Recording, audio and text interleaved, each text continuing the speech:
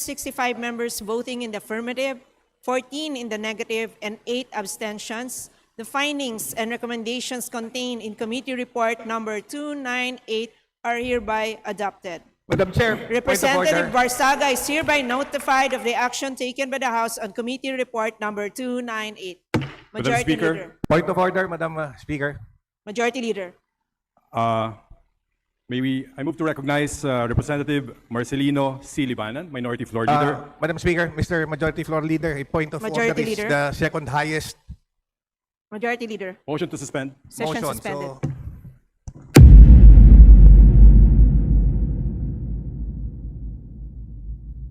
Thank you, Madam Speaker. Thank you, our dear Majority Leader, and to the sponsor, Chairman of the Committee on Ethics. Paborito ko po si Kuli Desma. Sino ba ang tunay na baliw? Yung bang isinilang sa pag-iisip ay kapos? Husto ang isip, ngunit sakim naman na lubos. Ang mga social media posts and speeches ni Kong Kiko Barsaga na bumabatikos sa pamahalaan sa Administrasyong Marcos at iba pang opisyal ng pamahalaan kabilang na ang Kamara at Senado. Gaano man ka-provocative o ka-harsh, ito ay hindi sapat na dahilan upang pagkaitan natin ng kinatawan ang daan-daang libong mamamayan ng Dasmariñas, Cavite. The House has already imposed suspensions for the same conduct. An expulsion based on substantially identical acts are excessive and disproportionate. My concern is whether expulsion would be perceived as punishment for dissent rather than on genuine disorderly behavior. A court would likely be reluctant to interfere with the House internal disciplinary powers.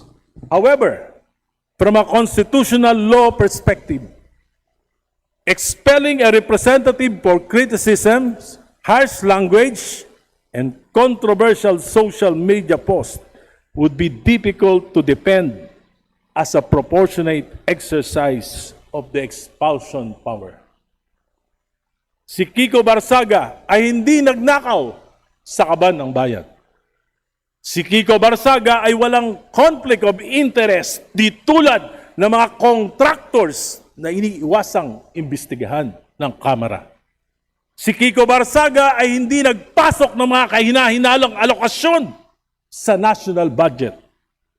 Si Kiko Barsaga ay dumadalo sa sesyon di tulad ng mga maraming kinatawan. Hindi mo nakikita sa plenaryo pero laging present sa attendance record ng Kamara. This is simply a tyranny of the supermajority to please those in power that were offended by Representative Kiko Barsaga. Ito ay pagpapatahimik sa mga hindi sumasang-ayon. Minsan, dumalo ako sa burol ng aking kamag-anak ng aking high school classmate. Pinakilala ko sa mga naroroon. Si Egay po, kaklase ko, congressman ng Caloocan. Hindi po buhaya yan. Matino yan. Napaisip ako. Nasabi ni Kiko Barsaga sa kanyang FB post, "This house is a crocodile farm." This is not just himself speaking. Actually, it is a reflection of what the people think and view us. Honorable Erice, have another minute. Sa South Lounge, sa Huntahan, hindi naman kinakaila, marami. Uusap-usap tayo. Ina-admit natin, hindi maganda ang tingin sa atin ng mamamayan after the flood control anomaly. Hindi kasalanan ni Kiko Barsaga kung buwaya at korap ang tingin ng maraming Pilipino sa atin. Hindi kasalanan ni Kiko kung mababa ang tingin sa Kongreso. Tayong lahat ay may pananagutan dito. Sa imaing ito, maraming aligasyon ng korupsyon. Yung ombudsman mismo ang nagsasabi, there are a lot of contractors dito sa Kamara, pero bakit hindi natin ito iniimbestigahan? conflict of interest, anomalous budget and infrastructure, pork barrel, patronage politics using government funds, bundat ng mga political dynasties. Ngunit sa halip na linisin natin ang ating hanay at magbago sa ating mga gawi, pinili nating magalit, mainsulto at parusahan ng mga nagsasalita. Galit tayo, nasasaktan tayo sapagkat may kasabihan. Truth hurts! Kailangan pag-isipan natin itong mabuti. Bilog ang mundo. Papanalangin ko na huwag dumating na tayo ang magiging biktima ng kapangyarihan na ginagamit upang apihin ang malayang pagpapahayag. Ayon sa awit ni Alicia Keys, na ang title ay Karma. Karma. What goes around, comes around. What goes up, must come down. Mga ate, kuya, tatay, nanay, lolo o lola ni Kiko dito sa kamera. Ang bata, kung nagkakamali, alam ko, hindi gaanong normal yung mga gawi ni Kiko dito sa kamera. Pero minsan, yung bata, nakakatuwa. Pero yung mga matatanda na ayaw magbago, dapat, paalalahanin natin, dapat habang tumatanda tayo dito sa kamera, tumitino rin tayo. Salamat po. Majority Leader. Madam Speaker, I move to recognize Representative Rolando Valeriano of the 2nd District of Manila for his manifestation. Madam Speaker, distinguished Majority Leader, esteemed colleagues, and our sponsor, isang mabiyayang gabi po sa inyong lahat. I have said this before and I will say it again. You cannot enhance the image of the House by silencing your critics. What the House needs is genuine institutional reform. Akala nyo ba ay mapapatahimik nyo si Kong Barsaga sa pagpuna sa katiwalaan ng gobyerno kung siya ay tatanggalin ninyo bilang kinatawan ng Dasmariñas City? Alam nyo naman na hindi. Wala na bang malayang pagpapahayag ng damdamin ngayon? Hindi na pwedeng sumulungat o bumatikos sa administrasyon at kung meron man pumupuna sa kasalukuyang liderato ay kakasuhan ninyo, tatanggalin sa pwesto o ipakukulong. Saan ba nagugat ang lahat ng kasong ito? Dahil ba sa isang reels na ginawa ni Kong Miao Barsaga habang suspendido ang sesyon? O dahil tinawag niyang crocodile farm ang House of Representatives? Marami ba ang nasasaktan sa pahayag na ito? Ano ba ang matalinhagang kahulugan ng buhaya o crocodile sa kontekstong pampolitika? Matakaw, ganid sa pera at kapangyarihan, makasarili at inuuna ang sariling kapakanan bago ang kanyang nasasakupan. Hindi naman lahat ng House members ay maituturing na buhaya. Meron pa din naman matitino. When I see Kong Nonoy Defensor, I don't picture him as a buhaya. When I see Kong Ginto, Kong San Shimura, or Kong Sid Ungab, I don't regard them as crocodiles. Kapag narinig mo ang salitang buhaya at affected ka, malamang sa malamang, isa kang ang buhaya. So I humbly appeal to my colleagues, kung ikaw ay hindi buhaya at si tingin mo ay hindi ka buhaya, I urge you to vote no on the expulsion of Kong Miao Kiko Barsaga. Thank you, Madam Speaker. Majority Leader. Thank you, Madam Speaker. The report recommends the gravest sanction within our power, expulsion. So I ask this chamber to pause and ask the only constitutional question that matters.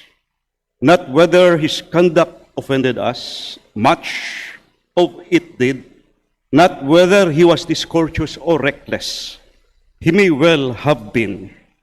The question is whether expulsion is commensurate with what he actually did.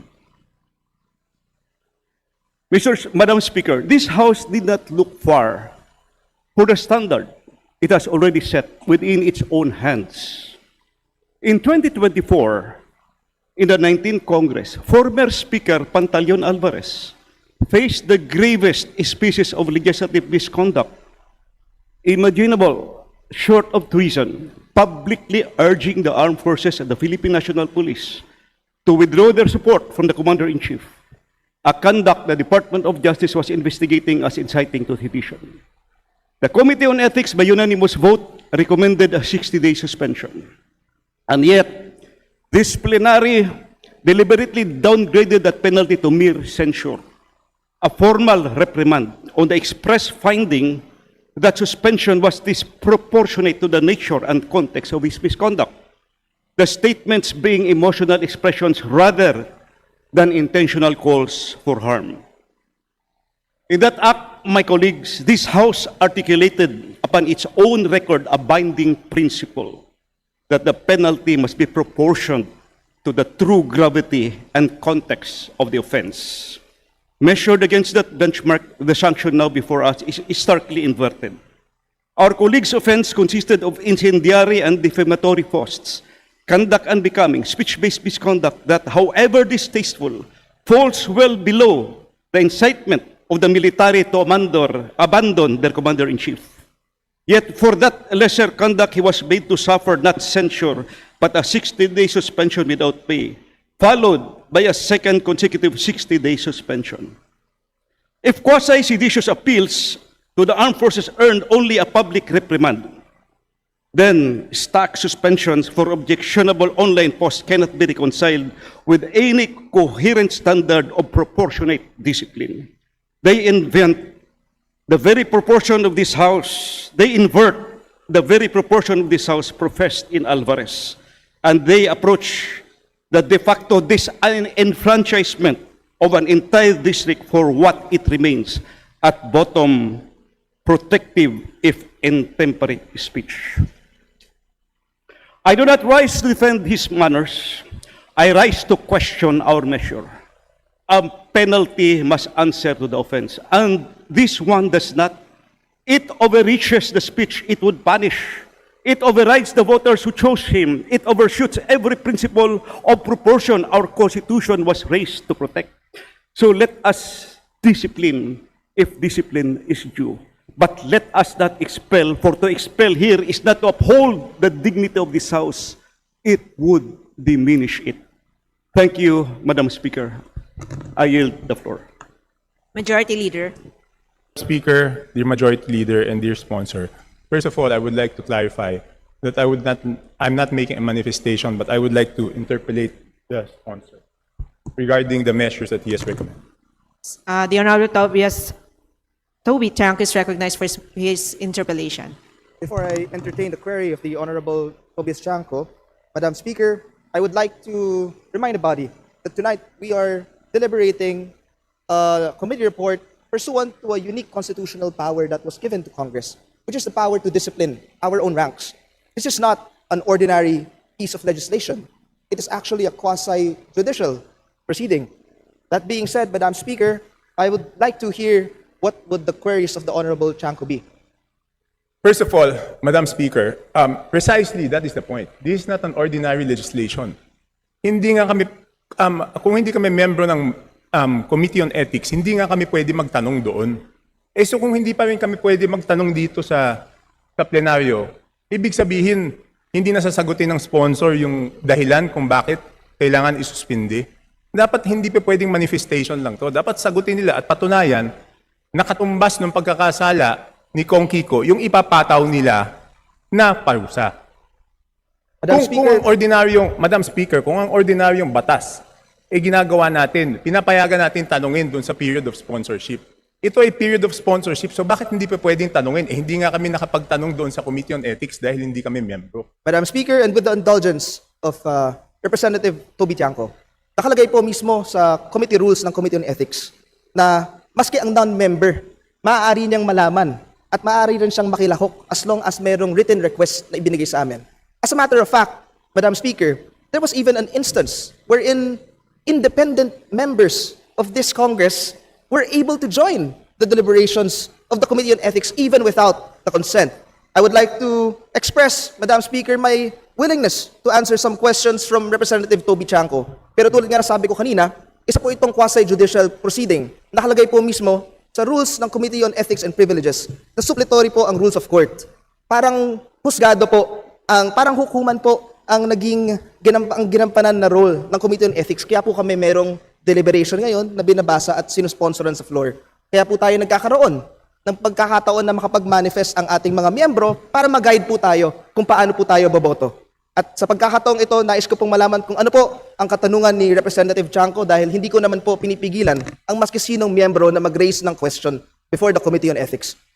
Madam Speaker, tama po, pwede nga po kami mag-attend ng Committee on Ethics, dumalo po ako, pero hindi kami pwede magtanong doon.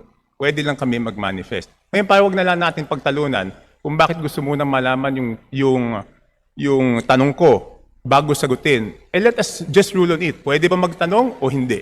Ayoko Madam naman Speaker, na magtatanong ako. I yield to questions from Representative Toby Chanco. Okay, so number 1 po.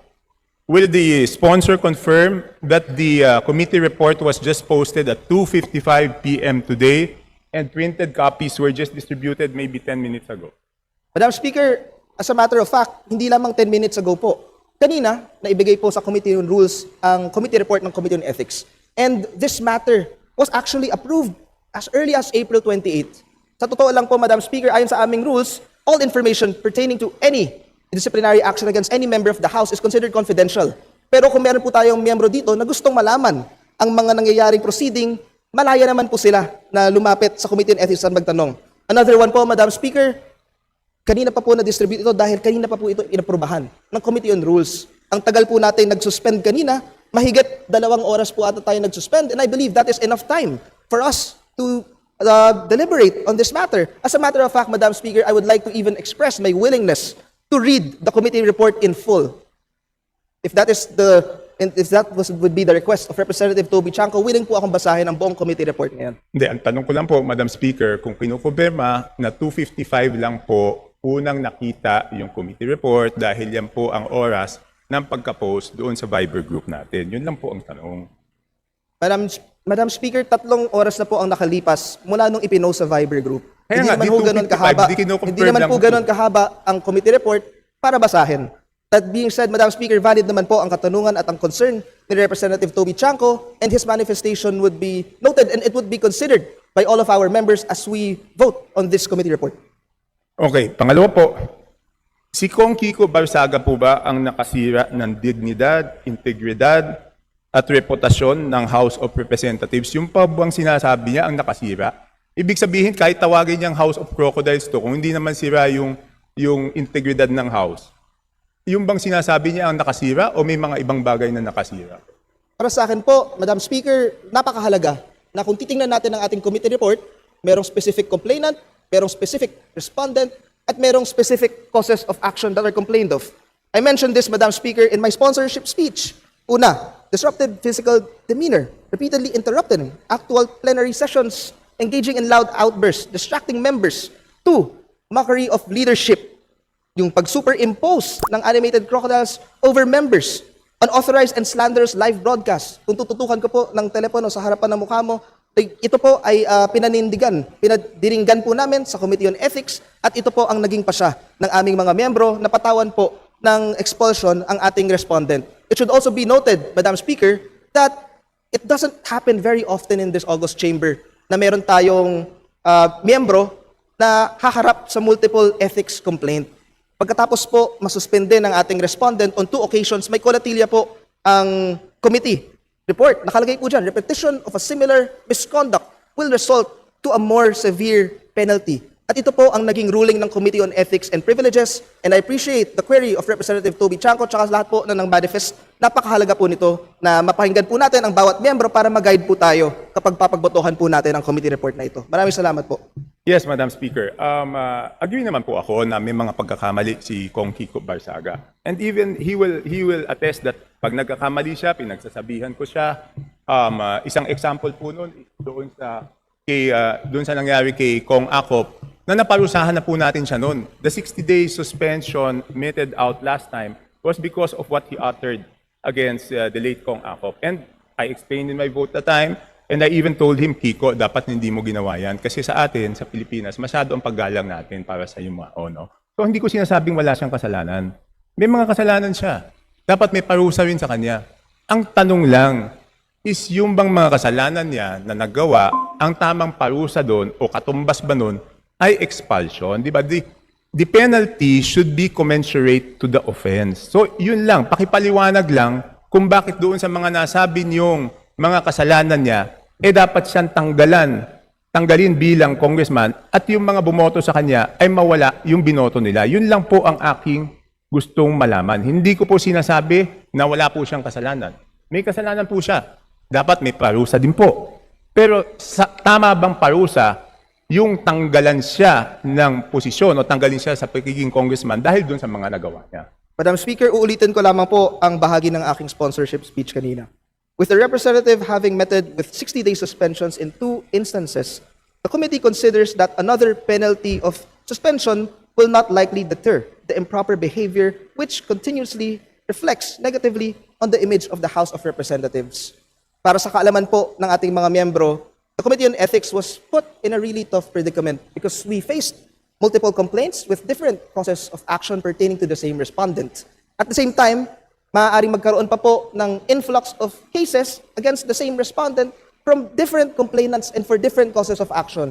Kaya sana po nauunawaan ng ating kasamahan sa Kongreso na hindi po simple ang trabaho ng Committee on Ethics and Privilege. We actually afforded maximum tolerance to our respondent dahil may mga okasyon pa nga po na the same day, hindi po makakadalo sa hearing, magre-reschedule kami para lang makinggan ang kanyang panig. Naging binigyan po namin ng pagkakataon ang ating respondent na dumalo at magpakita sa ating committee. And I share the view of Representative Janco. Mahirap po ang rekomendasyon na inirekomenda ng Committee on Ethics, but I hope all of the manifestations that were given on the floor would guide all of us when we vote on this matter. Maraming salamat po. Yes, maraming salamat po, dear sponsor. Panghuli na po, Madam Speaker. No? Alam niyo po, ito lang po ang pakiusap ko sa ating mga kasamahan dito. Ako po kasi naranasan ko na dito yung ilang beses maging independent. No? Ngayon lang ako naging parte ng majority. Yung ating kapangyarihan bilang mayorya ay ingatan po natin, gamitin natin ng maayos. Kasi baka dumating yung panahon, tayo naman na mapunta sa pagiging independent, tayo mapunta sa minority. Doon pa lang natin mararanasan, no? At kahit tayo ay part ng majority, gusto rin naman natin tayo ay may boses, hindi pinipigilan yung ating salita. Pag tayo ay mabilis magdesisyon dito at tayo ay nagkaroon ng president na masyadong mahigpit ang parusa, pwede na tayong takutin dito na huwag na lang tayo magsalita dahil pwede tayong parusahan at doon na mawawala ang integrity ng House ng Representatives na ito kung ano pa po ang natitira dito. Yun lang po. Madam Speaker, maraming salamat. Maraming salamat po, distinguished colleague. The Committee on Ethics would like to assure the entire body that our right to the freedom of expression will always be respected and it will always be upheld. And I would assure everyone that the Committee on Ethics will be impartial and judicial at all times. Maraming salamat, distinguished colleague. Majority Leader. Madam Speaker, I move to recognize Representative Jesus Bong Suntay for his manifestation. The Honorable Jesus Bongsunta is recognized for his manifestation. You have 3 minutes. Thank you, Madam Speaker, distinguished colleagues. The question before us is not whether we approve of the sentiments expressed in his online posts. The question is whether the Constitution protects it and whether the extraordinary penalty of expulsion is justified. Article 3, Section 4 of the Constitution could not be more emphatic. No law shall be passed abridging the freedom of speech, of expression, and of the press. The Supreme Court has consistently held that political speech and expression occupies the highest rung of constitutional protection. Such protection extends not only to speech that is agreeable, but also to speech that is controversial, provocative, offensive, and even inflammatory. The Constitution that does not merely protect speech that comforts. It also protects speech that disturbs. Totoo, may mga pahayag na hindi nakaabot sa antas ng decorum na inaasahan natin sa kapulungan ito. Ngunit ang kakulangan ng decorum ay sapat na bang basihan para i-expel o i-expel si Congressman Barzaga. Has by the record, and Congressman Barzaga has by the record already been twice suspended for substantially similar social media posts. The disciplinary power of this institution has already been invoked and imposed. The House has exercised its disciplinary prerogative. The present recommendation to escalate from suspension to expulsion absent a demonstrably graver and distinct transgression invites the question, What constitutional threshold has now been crossed to warrant the severest sanction? Kung ang parehong uri ng pananalita ay dati ng pinatawan ng suspensyon, anong bagong batayan ang matutulak sa atin ngayon sa expulsion naman? What is now being proposed is not another measure of correction, but the most severe available sanction to this chamber. And this brings us to the principle even more fundamental than the rights of the member, the right of the people. A congressman is not appointed by this House. He is elected by the sovereign will of his constituents. The authority he carries is not ours to bestow, and therefore, it should not be ours to withdraw lightly. Kapag tayo ay nag-expel ng isang miyembro, hindi lamang isang tao ang ating pinarurusahan. Ang tunay na nawawalan ay ang mga mamamayan naghalal sa kanya upang maging kanilang tinig sa Kongreso. We remove not merely a seat, we remove a representation. We diminish not merely an individual mandate, we diminish the electoral choice of thousands of citizens who entrusted him with that mandate. We silence not merely a member, we silence a district. For that reason, expulsion must remain a remedy of last resort, reserved for the conduct fundamentally that destroys the integrity of the institution itself. Expulsion is a constitutional event with direct implications on democratic representation. It must be reserved for circumstances where the members' continued presence so fundamentally impairs the integrity of the institution that no lesser remedy suffices. Ano bang ikinabawas ng Kongreso sa mga sinabi ni Kong Barsaga? As his continued presence so fundamentally impaired the integrity, legitimacy, or functioning of the House that no lesser remedy is sufficient? Did the institution suffer a permanent injury that cannot be corrected by censure, reprimand, suspension, or public accountability? More importantly, this House must recognize that the individual who felt aggrieved by his statements have not been left without recourse. In fact, they have already availed themselves of remedies provided by law. Multiple cyber libel complaints have already been filed against Kiko Barsaga. Kung naniniwala ang mga nagrereklamo na ang kanyang mga pahayag ay lumampas sa hangganan protektado ng pananalita at naging kriminal na, meron ng umiiral na proseso upang ang mga ito ay mapatunayan. Ang prosesong iyon ay hindi nagaganap sa bulwagang ito kung hindi sa hukuman. Honorable Bong Suntay, please wrap up. The courts possess the competence, the procedural safeguards, and the constitutional mandate to determine whether a statement constitutes protected speech or actionable defamation. They can receive evidence, assess intent, determine liability, and impose the penalties prescribed by law. If the statements are indeed unlawful, the courts will say so. If they are protected by the Constitution, the courts will likewise say so. May nasaktan, may nagalit, may nagreklamo, ngunit ang pagkagalit o pagkainsulto, gaano man katotoo, ay hindi pa katumbas ng pagkasira ng institusyon. The Constitution demands a higher threshold before the elected representative of an entire district is removed from office. The true test of commitment to freedom is not whether we protect the voices we agree with. It is when we protect the voices we disagree with. And the true test of commitment to this representative government is whether we respect the electoral choices of the people, even if when those choices are uncomfortable.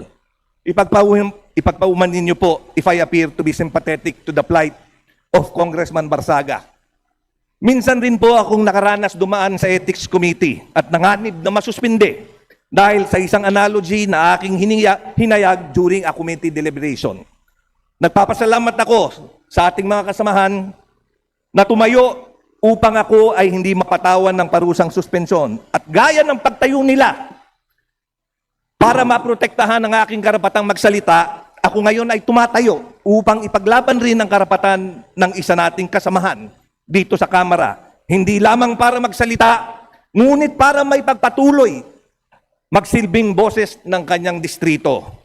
Kagaya ng sinulat ni Evelyn Beatrice Hall, I may not agree with what you say, but I will defend to the death your right to say it. Thank you very much, Madam Speaker. Majority Leader. Madam Speaker, I move to recognize Representative Jose Pepito Alvarez of the 2nd District of Palawan for his manifestation. The Honorable Jose Pepito Alvarez recognized for his manifestation. Good evening, Madam Speaker, distinguished colleagues, mga kaibigan. I rise today para po suportahan yung findings ng Ethics Committee na tuluyan ng paalisin yan si Miao Miao dito sa Kamara. Bakit po? Habang inuusisa natin yung nangyari sa dalawang outages sa Luzon, pinatawag natin yung NGPC, Department of Energy, and para kung anong pwede natin gawin upang mapagbuti ang serbisyo ng NGPC, ito si Kiko Barsaga, nag-post sa isang post niya noong May 15, minumura lahat ng congressmen, mga putang inang mga congressmen. Pero hindi putang ina, Madam Congressman, Madam Speaker. Pusang ina. Hindi pa nakontento sa flood control, ninanakaw pa yung ating kuryente, kaya mahal ang kuryente. Itong administrasyong ito, ang ulo ng pagnanakaw ng kuryente. Nandito po yan sa cellphone ko, hindi ko lang may flash dyan. So, yung ganyang klaseng, gusto ba ninyo na manatili yung animal na yan dito? Animal in the sense na pusa daw siya. Hindi yung animal na animal siya. Hindi. Hindi ba pusa ka? O, ayun. Kita mo. So, dapat kung maaari, maraming nagdidepensa sa kanya, hindi ko rin kayo mapigilan. Ngunit, majority po sa amin, Madam Speaker, distinguished colleagues sa NPC, ay sang-ayon po na patalsikin na yan at masakit ko mang sabihin, kaibigan kong matalig na kaibigan kong tatay. Kasama ko sa NATRES. Habang wala siya, ako nagpipreside sa NATRES. Nung linapitan ako niyan, minsan, binigyan ko ng kunting payo. Ngunit, mahirap talaga payuan ang animal. Hayop pusa. Paano payuan yung pusa? And kayong lahat dito, tinatawag na pusang ina. Ano kung gusto niyo, nasa cellphone ko yan. Oh, May 15. Post ni Pusang Inang Barsaga. So, wala akong magawa. I have to endorse. Dalawang GCA po sa kongresong ito. Nag-i-endorse na i-expel na yan. GCA ako. GCA din yan si Abalos.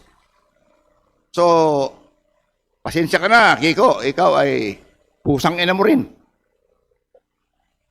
Kung ganyan man lang ang tawag mo sa amin, pasensyahan mo na. At kung gusto mo, may galit ka sa akin, may galit ka kay Chair Abalos, sabihin mo lang sa amin, anytime. Di ba? Para at least, huwag na tayo dito maggirian. Pero huwag mong palabasin na lahat ng congressman, nilagyan mo pa ng buhaya yung post mo na ang lahat ng congressman ay sinusuportahan. Majority Leader. What is the point of order? Bakit po? Yes, I'm raising a point of order here. Ah. And a point of propriety. Propriety. Let's not get too harsh here. I'm just quoting Let's his not words. get too harsh here. Madam The Speaker, use of the Minister words Leader. animal, the use of the words pusang ina. Session suspended. Madam Speaker, doon kanina kinanta ni Congressman Erice, sino ang tunay na baliw? Posibleng baliw. Pero tayo ba ay nasasaktan sa mga ginawa niya? Noong naglabas siya ng video at nagsabi na tayo mga buhaya, a few days after that, I talked to him. Sinabi ko sa kanya, huwag kang maglabas ng ganyan.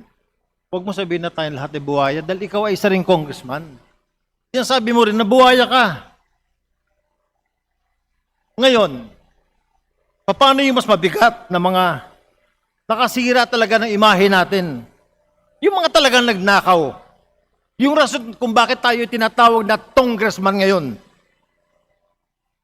Na tayo daw ay nagnanakaw sa mga flood control programs. Yung bang mga baseless accusations kung bakit tayo ay sinasabing merong maleta na binigyan ng 20 million pesos. Dear colleagues, tayo, si Kiko ay binoto ng mga taga Cavite sa distrito niya. Hayaan natin na sila ang magtanggal sa kanya by not voting for him in the coming elections. The colleagues, let us examine ourselves. Tayo ba ay talagang napakalinis? Tayo ba ay hindi rin baliw paminsan-minsan? Meron din naman tayong mga colleagues dito na gumagamit ng social media. Kung ano-ano sinasabi sa atin. Minumura rin tayo paminsan-minsan. Diba? Discipline him. Reprimand him. Suspend him as much as you want. But for us to take him out, let us not put this action of expulsion in our own hands. Let the people of Cavite in his district decide for him and not us for these reasons. Majority.